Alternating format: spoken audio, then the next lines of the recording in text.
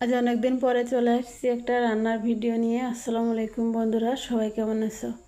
আশা করি সবাই অনেক ভালো আছো। আমি আলহামদুলিল্লাহ সকলের দয়ে অনেক ভালো আছি। তবে রান্নাটা তেমন কোনো রেসিপি নয়, আসলে নিজেই রান্না করছি খাওয়ার জন্য।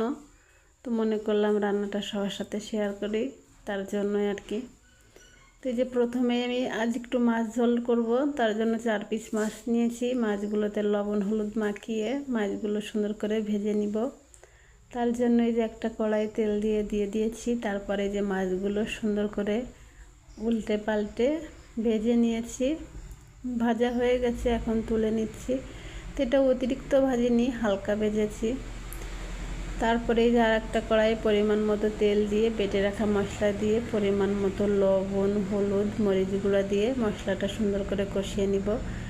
আসলে ভিডিওটা কিন্তু আমি রাতের বেলায় ভয়েস দিয়েছি আজ, কিন্তু তারপরে যে গাড়ির শব্দ কি আর করা, চারিদিকে কোনো না কোনো শব্দ থাকেই, কিছুই করার নাই।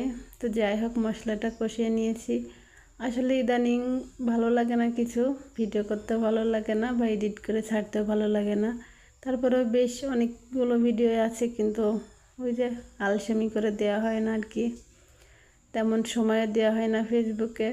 কোনো রকম আসি, যাকে সামনে পাই তাকে একটু সাপোর্ট করে চলে যাই। তারপরে যে কথা বলতে বলতে কিন্তু মাছটা আমার কিন্তু প্রায় রান্না হয়ে আসছে। দেখতে কিন্তু মাশাআল্লাহ অনেক সুন্দর হয়েছে, আর এই রান্নাটা কিন্তু খেতে অনেক বেশি মজা হয়েছিল। মাছ ঝোল করতে তো বেশি সময় লাগে না, অল্প সময় লাগে, অল্প জালে হয়ে যায়। দেখতে কিন্তু মাশাআল্লাহ অনেক সুন্দর লাগতেছে। আর এই মাছটা কিন্তু খুবই মিষ্টি ছিল, খেতে ভালো ছিল।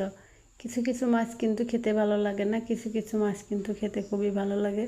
তা আমি আর দেরি করি না, এই যে খাবার নিয়ে খেতে বসে গেছি। আর এইটা কিন্তু দুপুরের খাওয়া ছিল, রাতের বেলায় না, রাতের বেলায় তেমন একটা খাওয়াই হয় না। তো যাই হোক, এই যে কলমি শাক ভাজি ছিল, সাথে মাছ ঝোল আর একটা তরকারি ছিল, এগুলো নিয়েই খেতে বসে গেছি আমি। তো সবার কাছে আমার ভিডিওটা কেমন লাগছে, ভালো লাগলে অবশ্যই লাইক কমেন্ট শেয়ার করে দিয়ে সবাই আমার পাশে থাকবা। আমিও ইনশাল্লাহ সবার পাশে থাকার চেষ্টা করব সব সময়। তো সবাই ভালো থাকো, আল্লাহ হাফেজ।